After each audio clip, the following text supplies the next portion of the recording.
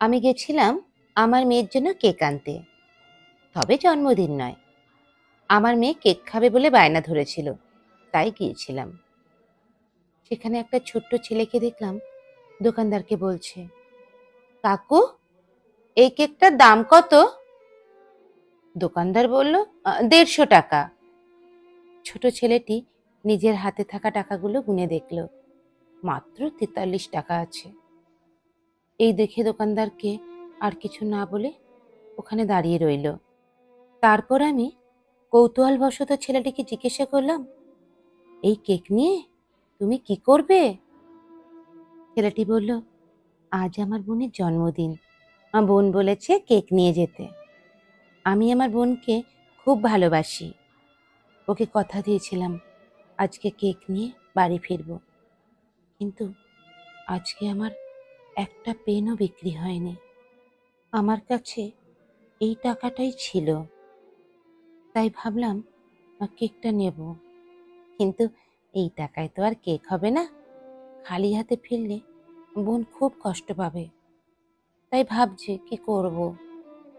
আমি তখন বললাম, ঠিক আছে, আমি তোমাকে কেকটা কিনে দিচ্ছি। তখন ছেলেটি বলল, না, আমি ভিক্ষা নিই না। আমার মা মারা যাওয়ার আগে আমাকে বলেছিল, কখনো কারো কাছে হাত পাতবে না, প্রয়োজনে খিদেতে থাকবে, কিন্তু ভিক্ষা করবে না। তখন আমি বললাম, তোমার মা নেই? তাহলে কে কে আছে বাড়িতে? তখন ছেলেটি বলল, আমি আর আমার বোন। তোমার বাবা? মা মারা যাওয়ার পর বাবা আবার বিয়ে করে, আর কিছুদিন পর সেই নতুন মা আমাদের বাড়ি থেকে বার করে দেয়। বাবাও কোনো প্রতিবাদ করেনি, তাই এখন আমি আর আমার বোন থাকি। ছেলেটার কথা শুনে খুব খারাপ লাগলো। ছেলেটার বয়স বোধহয় 12 কিংবা 13 বছর হবে। আমি জিজ্ঞাসা করলাম, তুমি পড়াশোনা করো না? না, দুবেলা ভাত জোগাড় করতে খুব কষ্ট হয়। তবে হ্যাঁ, আমার বোন পড়াশোনা করে। আমার খুব ইচ্ছে জানেন, আমি আমার বোনকে অনেক পড়াবো। তখন আমি বললাম, ঠিক আছে, আপাতত তোমার কাছে যতগুলো পেন আছে আমাকে দাও, আর কত টাকা হয় বলো, আমি দিয়ে দিচ্ছি। তখন ছেলেটার চোখে মুখে ফুটে ওঠে মিষ্টি হাসি আর আনন্দের ছায়া। আপনি সত্যি সত্যি পেনগুলো নেবেন স্যার? ঠিক আছে, আমি গুনে দেখছি। তারপর ছেলেটি পেন গুনে টাকা হিসেব করে বলল, 200 টাকা। আমার এতগুলো পেন প্রয়োজন ছিল না, তবুও আমি নিলাম, ছেলেটার একটা ছোট্ট স্বপ্ন পূরণ করার জন্য। তারপর দেখলাম ছেলেটা 150 টাকা দিয়ে কেকটা নিল আর আনন্দ করে বাড়ি ফিরে গেল।